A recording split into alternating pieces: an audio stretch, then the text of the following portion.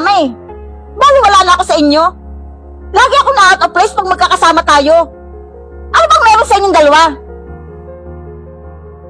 Besh, magkaibigan lang kami ni Kenneth, okay? Magkaibigan lang kami. Kaibigan? May magkaibigan man na lagi magkasama? Magpatato pa kayo at paras na paras pa. Para kayong couple eh. Baliwala na ako sa'yo, baliwala na ako sa'yo. Lagi na lang siyan ang kasama mo. Alam mo, mabuti pa. Maghiwalay na lang tayo.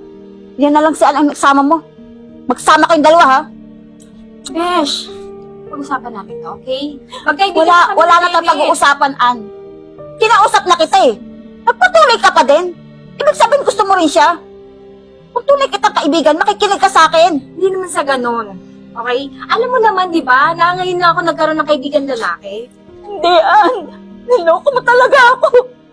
Kasi kung tunay kitang kaibigan, susundin mo ang sinabing sa'yo. Pero anong ginawa mo? Anong ginawa niyo?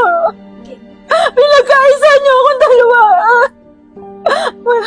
Mula ngayon, kayo ng dalawa magsama. Pag-iwalay na tayo. Ayop ka.